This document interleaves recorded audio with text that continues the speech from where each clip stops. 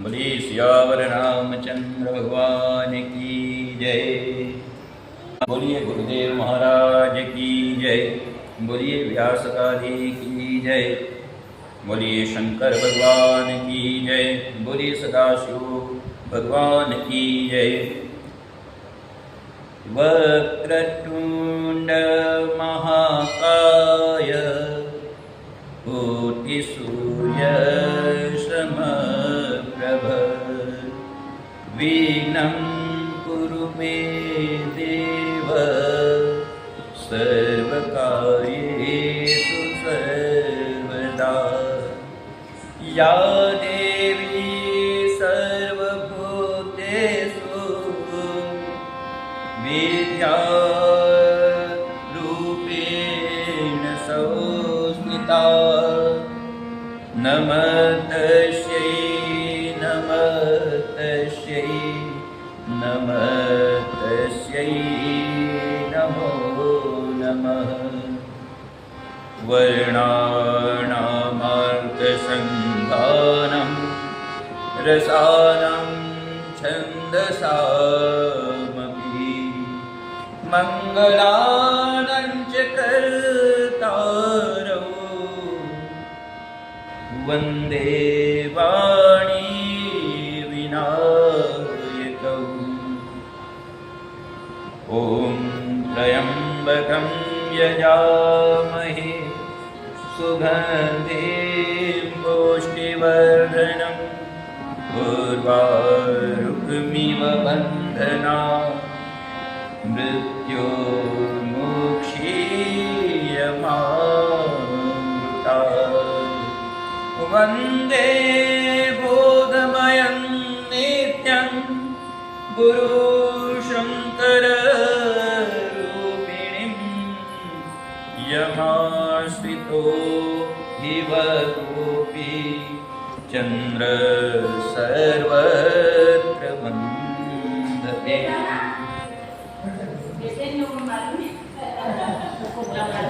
गुरुर्ब्रह्मा गुरुर्विष्णु गुरुर्देवो महेश्वर गुरुर्साक्षात् परब्रह्म तस्मै श्री गुरुवे नमः। अखण्डमङ्गलाकारौ व्याप्तौ येन चराचरं तत्पदं दर्शितं तेन तस्मै श्रीगुरुवे नमः। नमामि श्रीमद्गुरुं नित्यं मानमहं नमामि। ओम गुरुभ्यो नमः। गुरुदेव के वंदन के उपरांत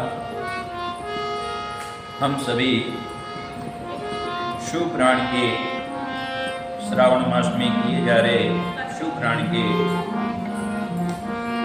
आज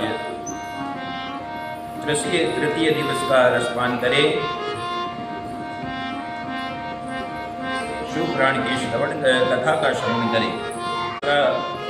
जो प्रसंग है वह नारद जी का काम पर विजय प्राप्त करने वाला प्रसंग है।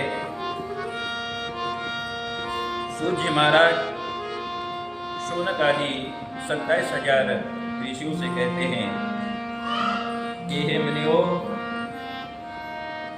एक समय नारद मुनि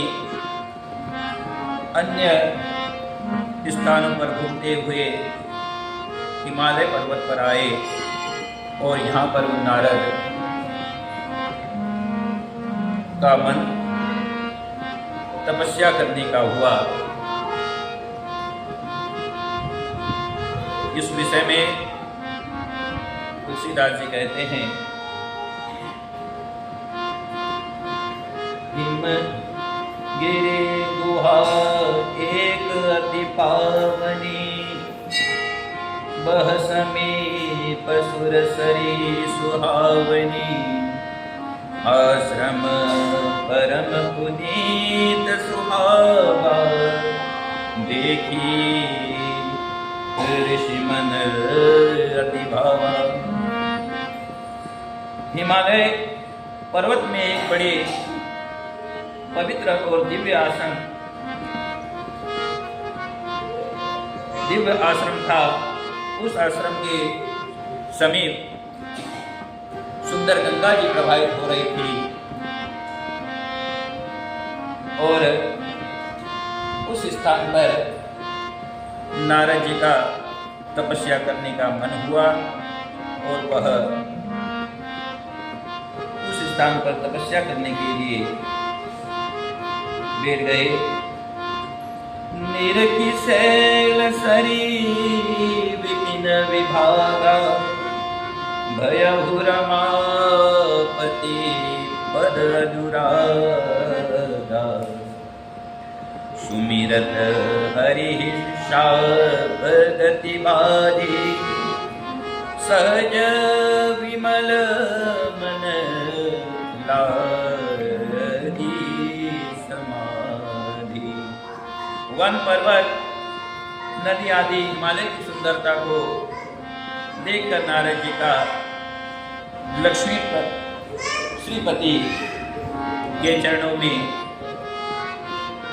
स्मरण करते हुए, उन चरणों का स्मरण करते हुए नारद जी वो चरणों से प्रेम हो गया और वे नारद जी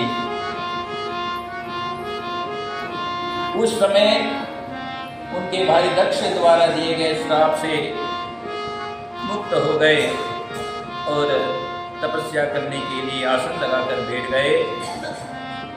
और जैसे ही हुआ नारद जी तपस्या करने के लिए बैठे, उनकी समाधि लग गई।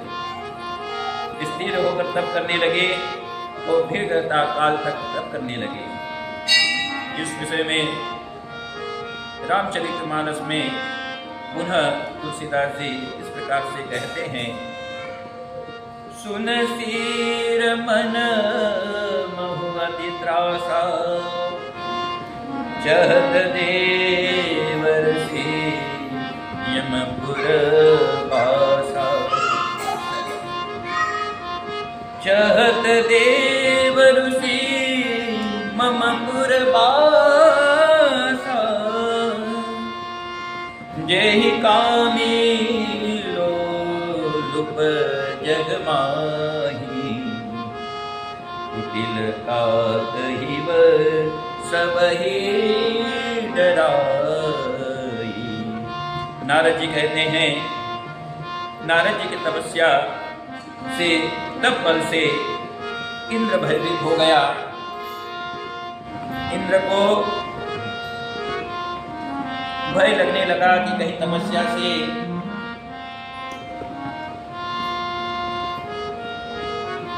प्रसन्न होकर ब्रह्मा जी इन नारद मुनि को मेरा सिंहासन ना दे दे। इस प्रकार वे अमरावती का राज्य तो नहीं चाहते। तुलसीदास जी कहते हैं कि जगत में जो कामी और लोभी होता है, वे कुटिल कोई की तरह सबसे डरते हैं।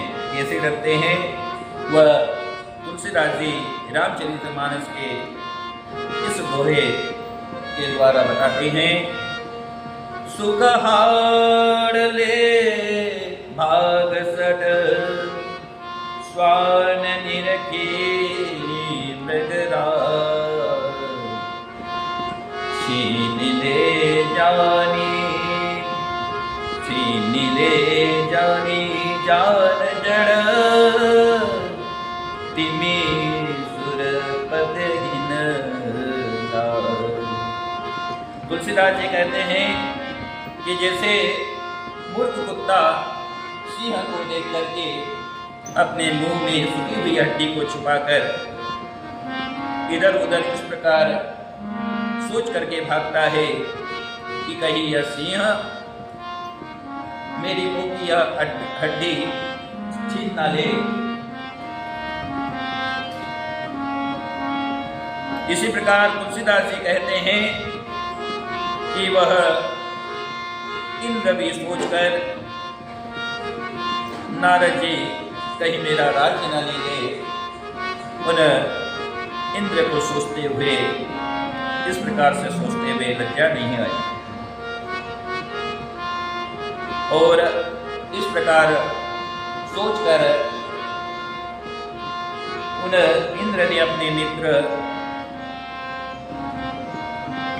कामदेव का स्मरण किया। मित्र इंद्र का स्मरण करते ही वे काम शीघ्र इंद्र की सभा में उपस्थित हो गए। वह अपने साथ में अपनी पत्नी रति और अपने मित्र वसंत के साथ में उपस्थित हुए और अपने मित्र इंद्र से बोले कि हे महाराज, आपने मेरा स्मरण किस कारण से किया, किस हेतु से किया, आप वह मुझे बतलाइए।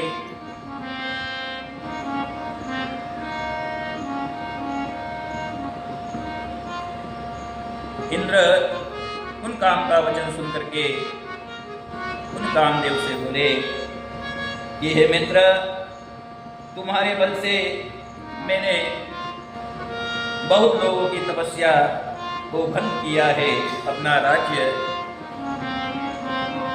स्थिर रखा है। हे काम, आज फिर वही भय सता रहा है। नारद मुनि हिमालय की गुफाओं में, गुह गुफाओं में बैठ करके तपस्या में स्थिर हो गए हैं और कहीं वह पूर्ण रूप से संयमित होकर दृढ़ निश्चय देव ऋषि नारद मन में विश्वेश्वर भगवान शंकर की प्राप्ति का लक्ष्य बनाकर हिमालय की गुफा में तपस्या कर रहे हैं। मुझे पूर्ण शंका है कि वह तपस्या से प्रसन्न कर ब्रह्मा से कहीं मेरा सिंहासन न मांग ले। इसलिए हे काम, हे मित्र, आप अपने सब साधन आयुधों के साथ जाकर उन नारद मुनि की तपस्या को भंग कीजिए, जिससे मेरा राज स्थिर रहे, सुरक्षित रहे।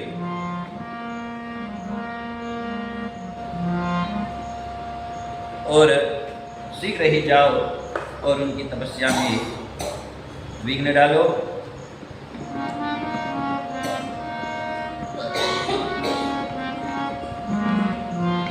इंद्र का आदेश पाकर वे काम उनको प्राप्त करके उस स्थान पर जाते हैं जहाँ नारद मुनि तपस्या कर रहे हैं।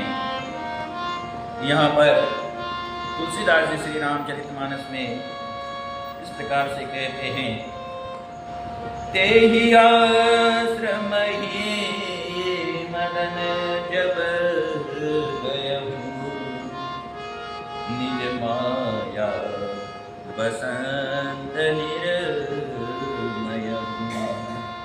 कुसुमित विविध बिषप बहुरंगा,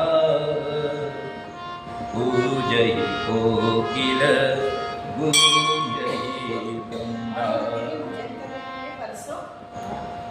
कोई आई नहीं मिला है, कितनी गायत्री वाली चली सुहावनी त्रिविध बयारी, काम कृष्णानु बड़ा बनिहारी,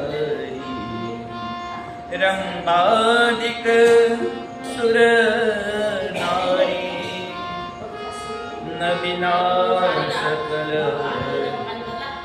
असमसर कला,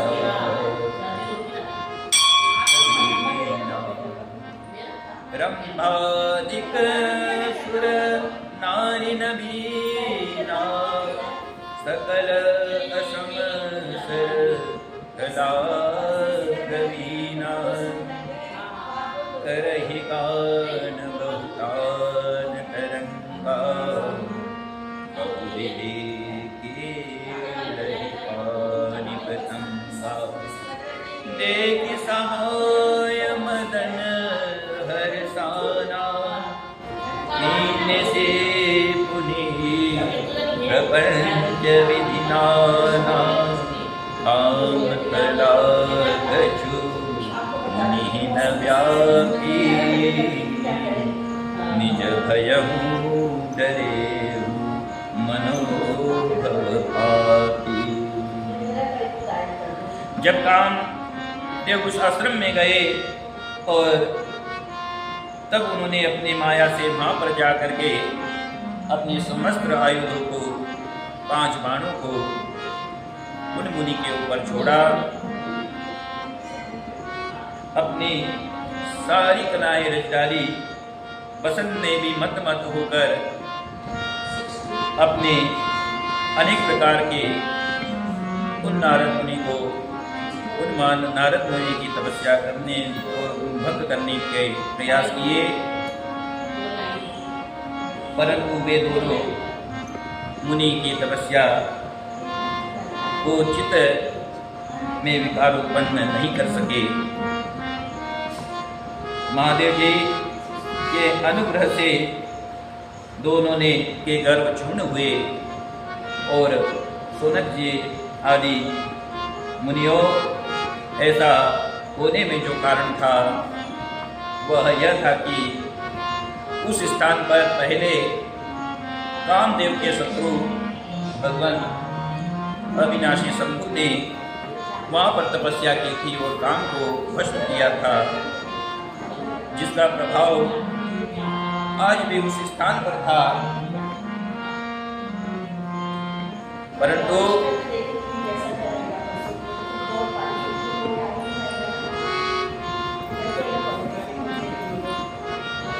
नारद मुनि ने जब तपस्या की तो उसी स्थान के प्रभाव के कारण कामदेव उन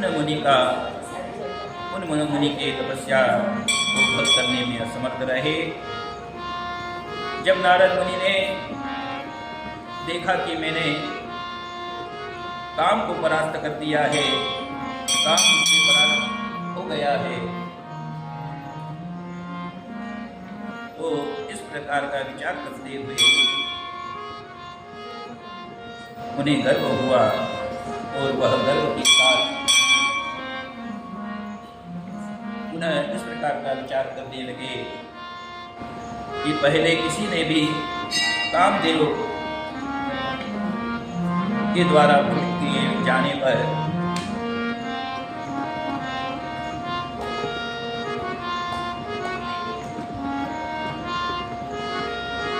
उन काम का बद्ध छूट नहीं किया, केवल शंकर भगवान को वह काम पूर्ण नहीं कर पाए थे। और दूसरा, आज मैं हूँ नारद। इस प्रकार का नारद मुनि को अभिमान हुआ और वह अभिमान के साथ नारद मुनि तपस्या पूर्ण करके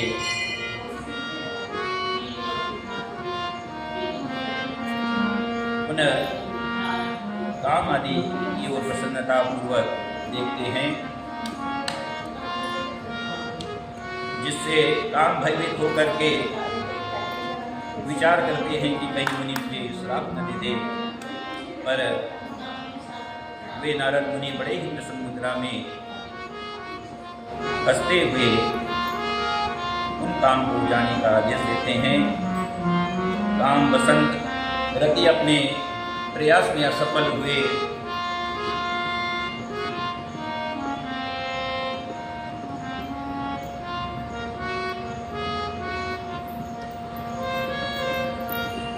इंद्र की सभा में जाते हैं और मुनि के द्वारा उनके परास्त होने का सारा प्रसंग कहते हैं। वहाँ पर इंद्र भी सभा में बड़ी उनकी प्रशंसा करते हैं कि मुनि ने काम को परास्त कर दिया। काम से तनिक भी वह मुनि भ्रमित नहीं हुए। इस प्रकार का वहाँ पर इंद्र ने कहा। इधर गर्व से, अभिमान से पूर्ण भरे हुए वे नारद मुनि अपने इस प्रसंग को सुनाने के लिए तुरंत खड़े होकर के कैलाश की ओर लिए निकले और कैलाश में जाकर के उन अविनाशी के सामने काम को परास्त करने वाला वह संपूर्ण प्रसंग कहा। यह महादेव, आप और मेरे अलावा इस जगत में ऐसा कोई नहीं है जिसने काम को परास्त किया है। सदाशिव उन नारद मुनि के अभिमान युक्त वचनों को सुन करके उन नारद मुनि से बोले, यह नारद,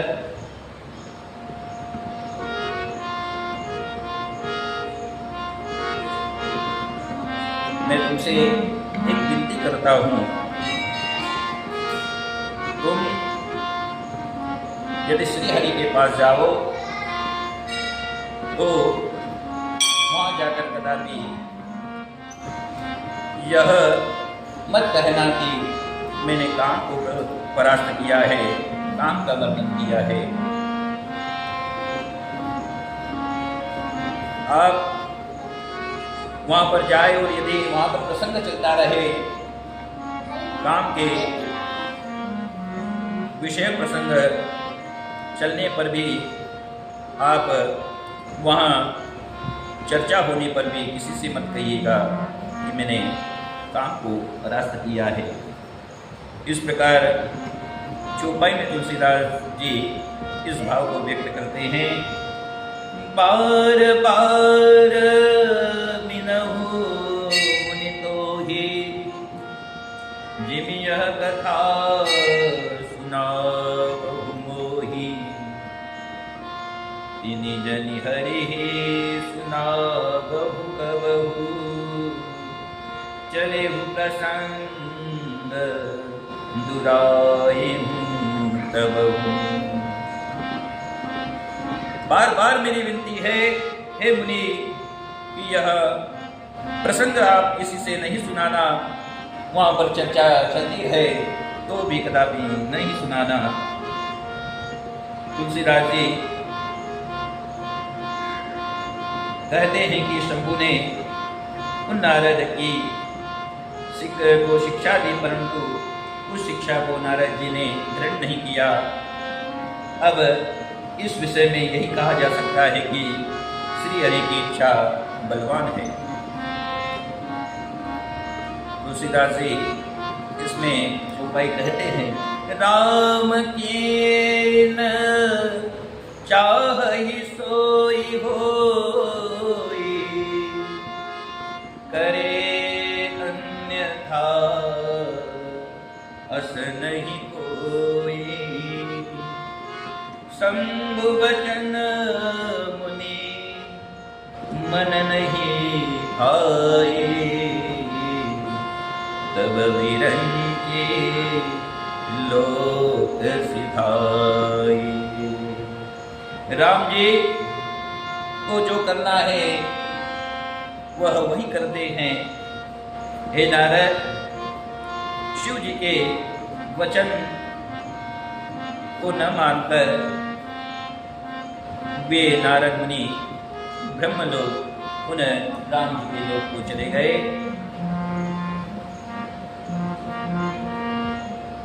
और वहां पहुंचते ही रमा निवास उन नारद के आगमन पर खड़े हो गए और आते ही नारद का सत्कार किया, आवभगत किया।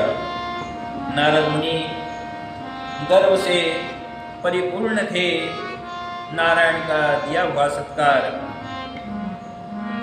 उन्हें लगा कि आज मेरा सत्कार उसी काम के कारण, काम के परास्त के कारण है।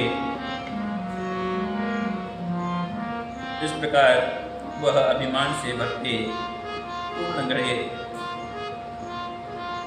में जैसे जल भरता है, भरा रहता है और वह पूर्ण होने पर छलकता है, इसी प्रकार नारद मुनि का वह अभिमान झलकने लगा।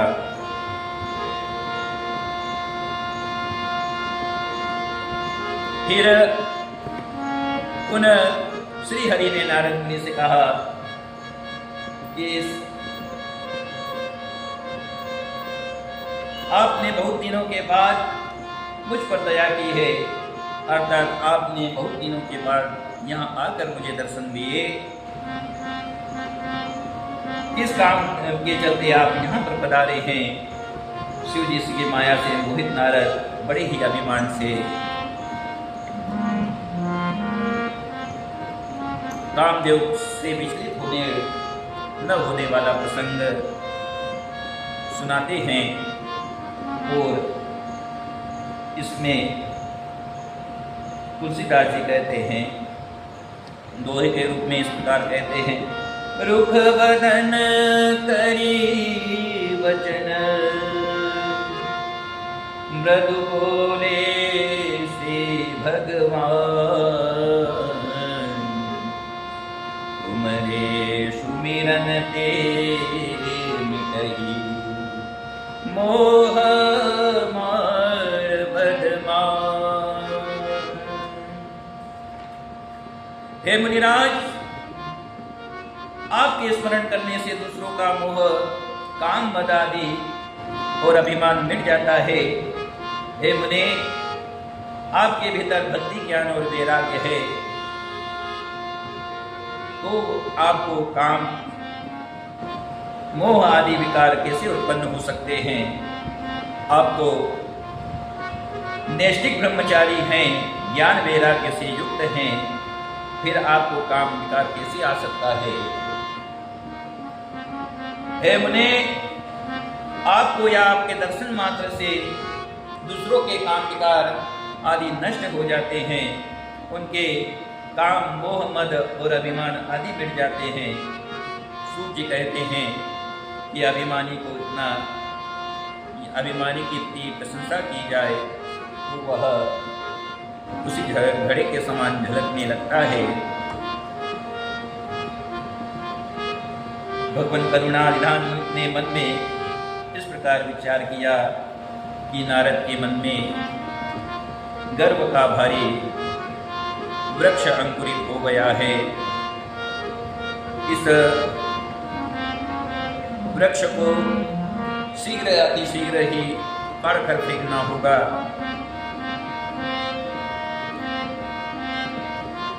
बेगी सो मैं डारी हूँ खारी, पन हमारे सेवक हितकारी, मुनि कर हित मम कौतुक होई, अवश्य उपाय कर में सोई। नारद के हित के लिए जो उपाय करना होगा वह मैं जरूर करूंगा। इस प्रकार से भगवान विचार करते हैं। नारद मुनि उन श्री हरि से आज्ञा लेकर के अपने लोक की ओर गमन करते हैं।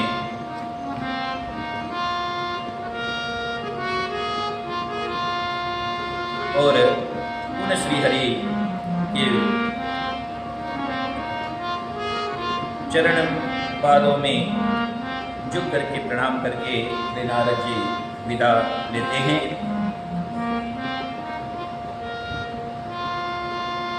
तब नारद हरि पद सिरुनाई, चले हृदय हमिति दिखाई, श्रीपति निज माया तब पेरी, सुनहु कठिन करनी तेहि केरी। ब्रह्मा जी कहते हैं कि हे नारद, तुम्हारी कठिन करनी को सुनो। सूर्य महाराज, शौनक आदि कहते हैं कि नारद जी की वह करनी सुनो। अब जो प्रसंग है वह नारद मुनि के द्वारा श्री हरि का रूप मांगना, श्री हरि द्वारा नारद जी के गर्भ देखे जाने पर एक नगरी का निर्माण करना और उस नगरी की राजकुमारी पर नारद का मोहित होना और नारद जी द्वारा श्री हरि को श्राप देना, और यही प्रसंग में राम अवतार का एक कारण भी है। आइए इस कथा को, इस प्रसंग को हम बड़े ही सावधानी के साथ श्रवण करें। सूत जी महाराज जी कहते हैं कि जब नारद प्रभु को प्रणाम करके अभिमान से युक्त अपने लोक को निकले, बिरचे मगमहु नगर सत जो जन विस्तार, श्रीनिवास पुरते अधिक रचना विविध प्रकार। उन रमापति ने नारद जी के जाते ही रास्ते में अपनी माया से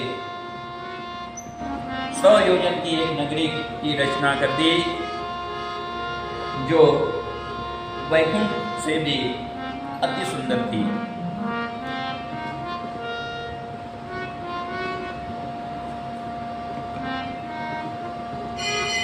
उस नगर को देख करके नारद मुनि ने विचार किया कि मैं कहीं इस रास्ते से कहीं बार आया, परंतु आज तक मुझे यह नगरी नहीं दिखाई दी। यह तो बहुत सुंदर नगरी है, इस नगरी को भीतर जाकर के देखना चाहिए। ऐसा विचार करके वह नारद मुनि शिव निजी राजा की उस नगरी में प्रवेश करते हैं। बसहि नगर सुंदर नर नारी, जनु बहुमन सिजरती तनधारी, तेहि पुर बसहि शील निधि राजा, अगणित भय गय सेन समाजा, सत सुरेश सम विभव विलासा, रूप तेज बल नीति निवासा, विश्व मोहिनी तासु कुमारी, श्री विमोह जिषु रूप निहारी,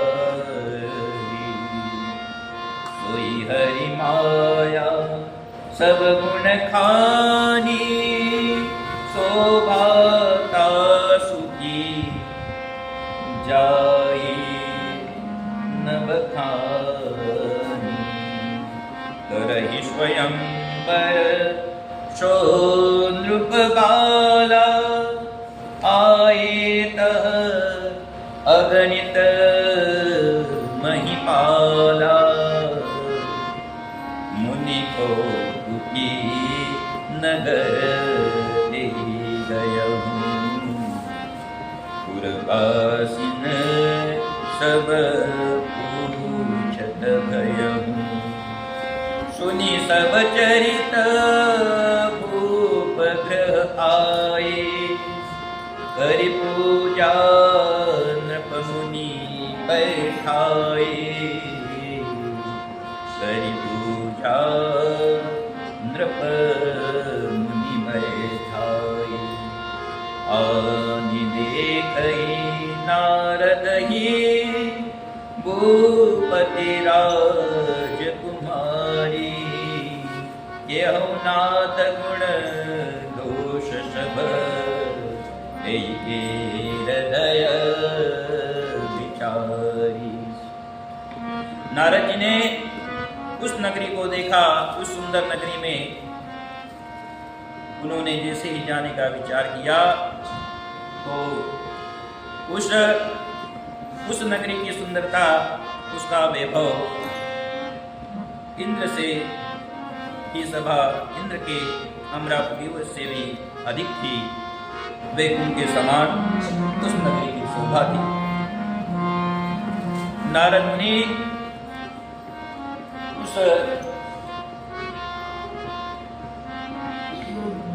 राज्य में जैसे ही प्रवेश करते हैं तो सुंदर सुंदर घोड़े, हाथी वहां पर खूब संख्या में दिखाई देते हैं।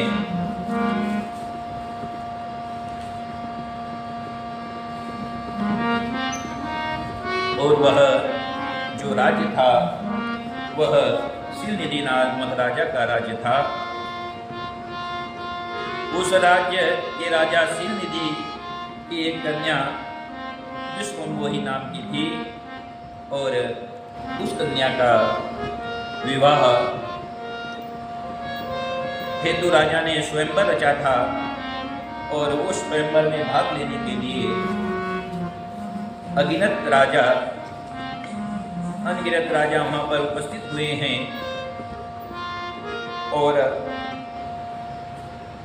उन विश्व मोहिनी के स्वयंवर के कारण उस नगरी की शोभा और भी अधिक बढ़ी हुई दिखाई दे रही है। नारद मुनि वहां के पूर्वक्ष को पूछते हुए महिपाल के पास गए। महिपाल श्री शीलनिधि ने नारद मुनि का स्वागत किया, आदर सत्कार किया, बात बख्शालन कर उन मुनि का पूजन कर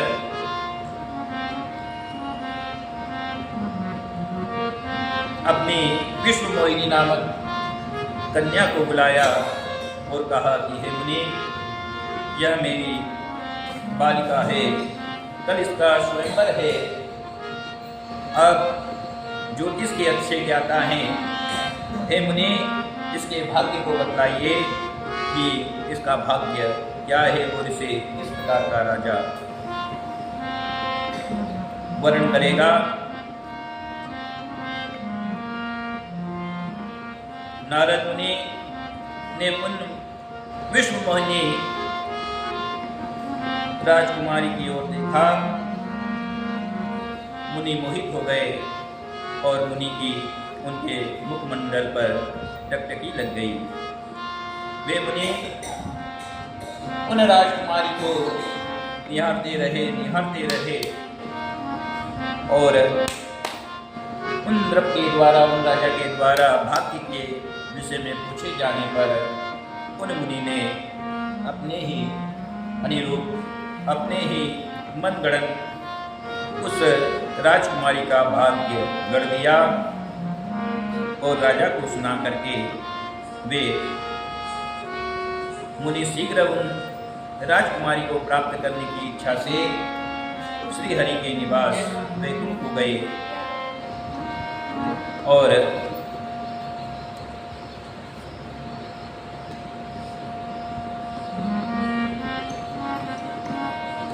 यहाँ लिंग पुराण में एक श्लोक विख्यात है जो श्रीमती और इनकी पुष्टि करता है। श्रीमती नाम विख्याता सर्वलक्षणा संयुक्ता राहतम प्रेक्ष भगवान नारद सस्मित तदा दुहितेयं मम विभो श्रीमती नाम नामत प्रदान समय प्राप्ता वर अनवेक्षत शुभा। पुनः श्रीमती जिनका स्वयंवर था अपने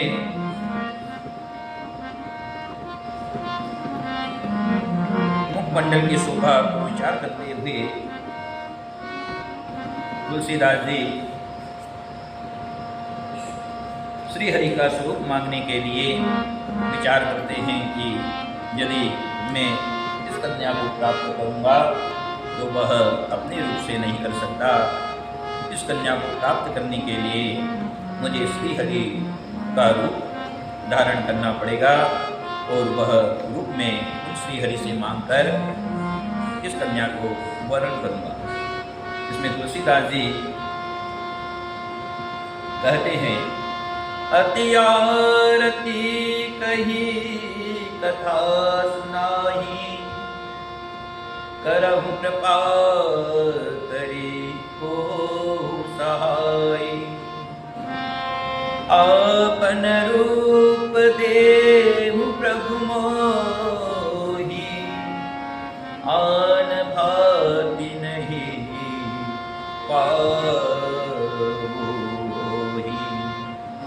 जेहि विधि नाथ हो हित मोरा, करहु सुबेगी दास मैं तोरा। जेहि विधि नाथ हो हित मोरा, करम सुबेगी दास मैं तोरा। स्वरूप को मांगकर नारद मुनि ने पुनः प्रभु से कहा, हे प्रभु, जिस प्रकार से मेरा हित हो आप उसी प्रकार से मेरा हित कीजिए। नारद जी के वचन सुनकर श्री हरि हंसते हुए मुस्कुराते हुए पुनः नारद मुझे से बोले। इसमें तुलसीदास जी कहते हैं, जेहि विधि होई परम हित, नारद सुनऊ तुम्हार। सोई हम करवन आन कछु, बचन बसार।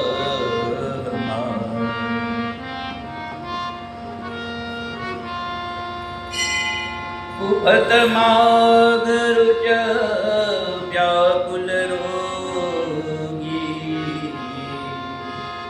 वेदन देहि सुनहु मुनि योगी। एहि विधि तीर्थ तुम्हार में ठयहु, असग कहि अंतर हित प्रभु भय। हे योगी, हे मुनि, सुनिए, जब कोई रोगी व्याकुल होकर के दर्द की पीड़ा से भयभीत होता है और उस पीड़ा को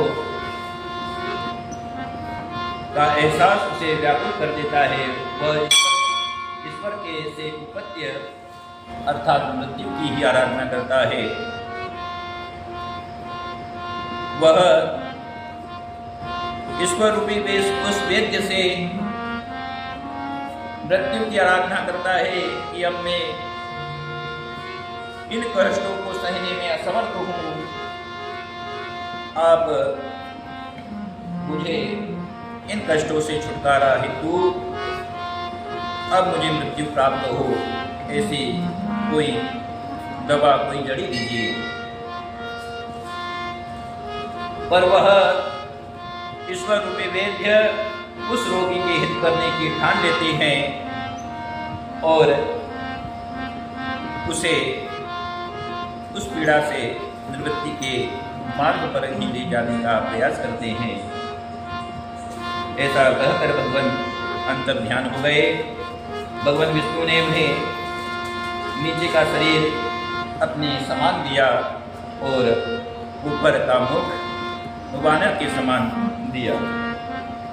रूप को प्राप्त कर रूप श्री हरि का मान करके वे नारद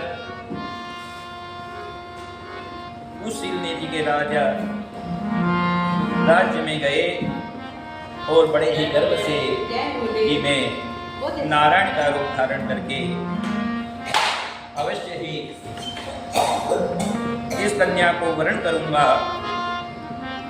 इस प्रकार बड़ी ही प्रसन्नता से नारद मुनि उस स्वयंवर में जा करके और वहां पर अपने रूप को, नारायण के रूप को दिखाने का प्रयास करने लगे।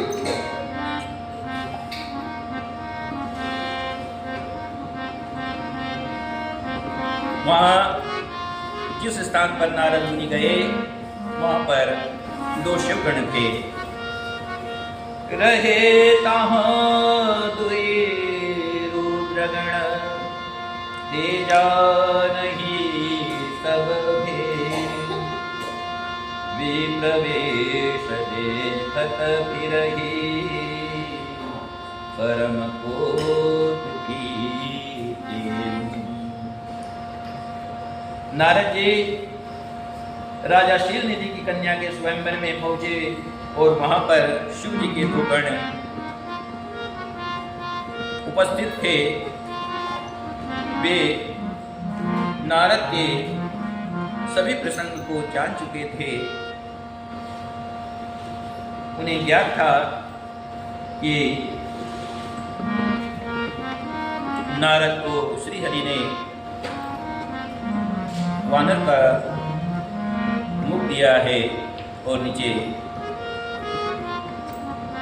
अपना स्वयं का रूप प्रदान किया है। वे दोनों शिवगण उन नारद मुनि को सचेत करने के लिए बार बार दाना कस करके समझाने का प्रयास कर रहे थे, परंतु विधि का विधान ही अलग था। नारद मुनि की मति पूर्ण रूप से भ्रमित थी।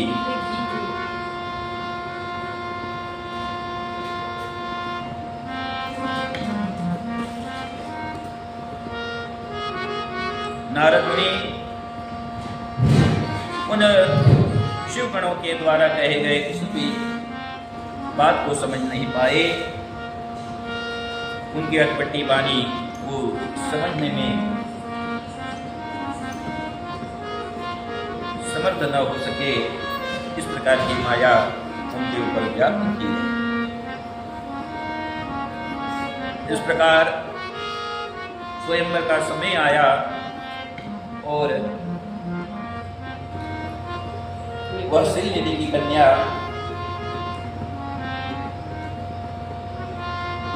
वरमाला को लेकर के स्वयंवर में अपने वर के चयन के, अपने वर के अन्वेषण के लिए घूमने लगी।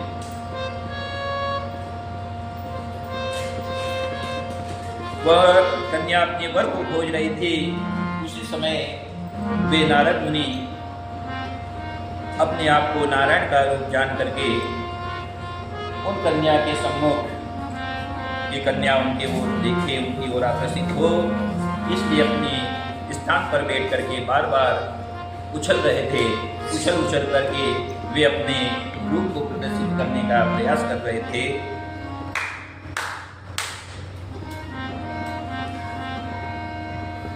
श्रीमती ने एक बार उनकी तरफ देखा, फिर टेढ़ी नजर से भी उन नारद की ओर नहीं देखा और घूम करके श्रीमती ने सामने विष्णु भगवान जो श्रीमान जी का रूप धारण करके आए, श्रीमती ने उन्हें श्रीमान जी को वरमाला पहनाई और वरमाला पहन करके वे अंतर ध्यान हो गए। मोह के कारण मुनि की बुद्धि नष्ट हो गई थी। इससे वे राजकुमारी को गई हुई देख करके बहुत ही विकल हो गए और उसी समय शिव जी के दोनों गणों को व्यक्त करते हुए नारद जी से बोले, जाइए दर्पण में आप जा करके देखिए।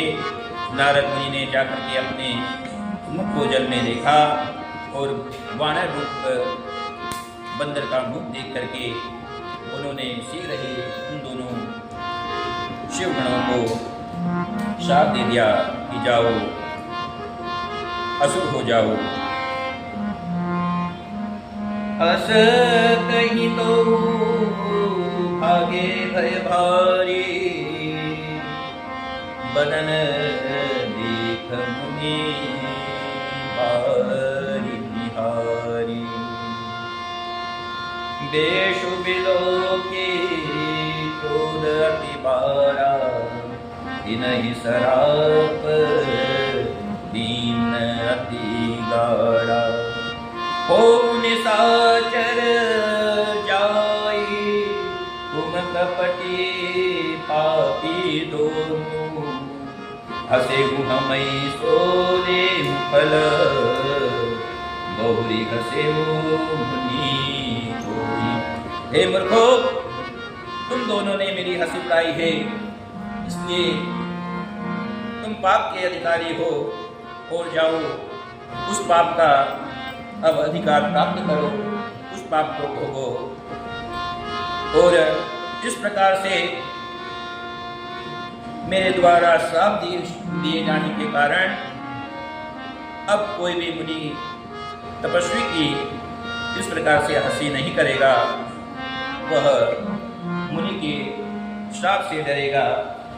इस प्रकार नारद मुनि ने उन शिवगणों को श्राप दिया और वे भयभीत होकर के उस समय उस स्थान से चले गए।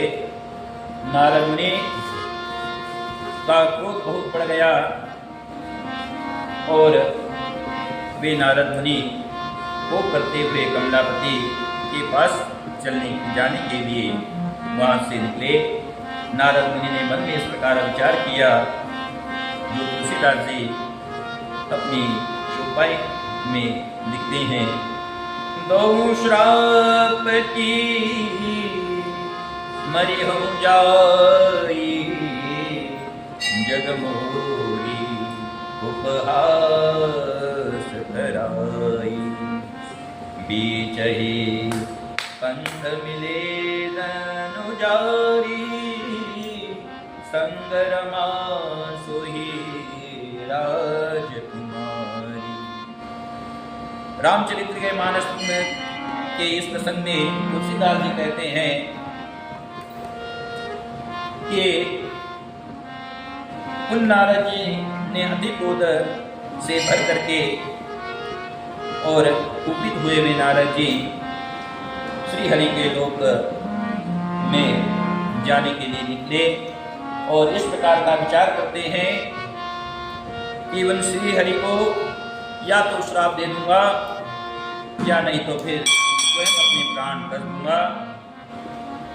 उन श्री हरि से केवल उस कन्या को प्राप्त करने के लिए मैंने रूप की याचना की थी, परंतु उन श्री हरि ने मेरा जग में हास्य करवा दिया।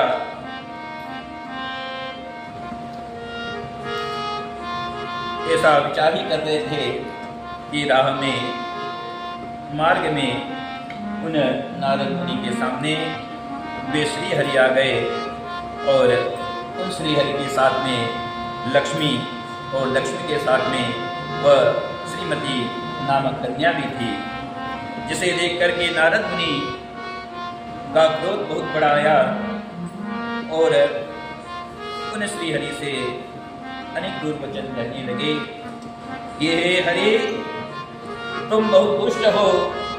हे विष्णु, तुमने सदैव ही छल किया है। जब देवासुरों ने क्षीर सागर का मंथन किया और उससे अमृत प्राप्त हुआ तो तुमने मोहिनी का रूप धारण करके छलपूर्वक वह अमृत समस्त देवताओं को पान करा दिया, राक्षसों को उस अमृत से अछूता रखा।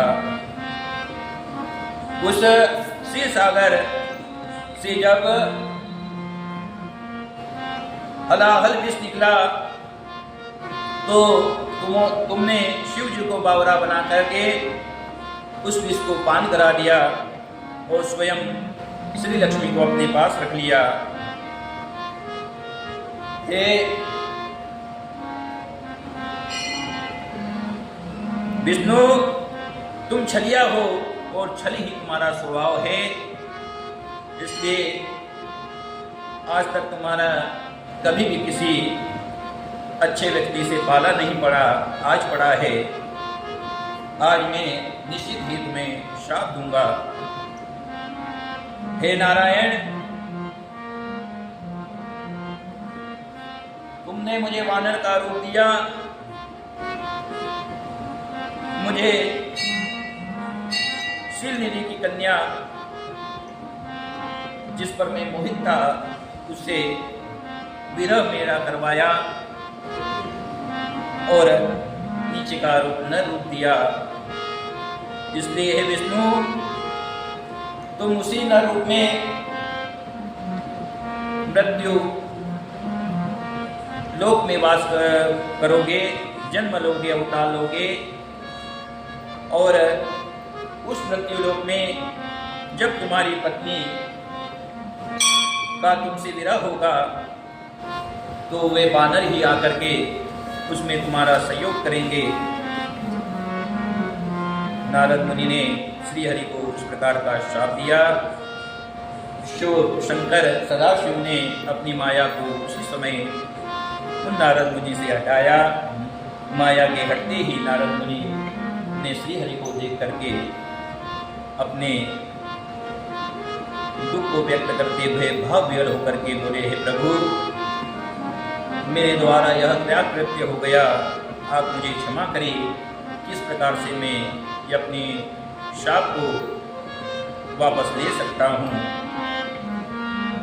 तो इस प्रकार वे नारद मुनि श्री हरि के चरणों में रुदन करने लगे। अपने द्वारा किए गए कृत्य को बार बार बोल करके पछतावा करने लगे। श्री हरि ने कहा कि यह सब शिव की माया है और यह पूर्व से रचा हुआ सब प्रसंग है। हे नारद, तुम अब अपने इस मोह की मुक्ति के लिए शिव का पंचाक्षर जाप करो, शिव के नामों का सहस्त्र नाम कीर्तन करो। इस प्रकार नारद जी को श्री हरि ने शिव जी की भक्ति प्रदान की और वे नारद मुनि श्री हरि को शाप देने के कारण दुखी होकर के श्री शिव के सम्मुख शिव के स्मरण में लग गए और श्री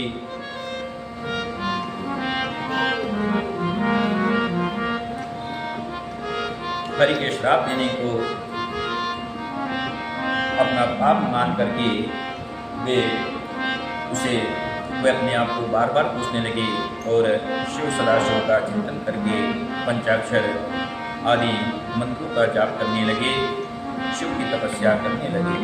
इस प्रकार आज छठी दिन का यह प्रसंग संपूर्ण हुआ।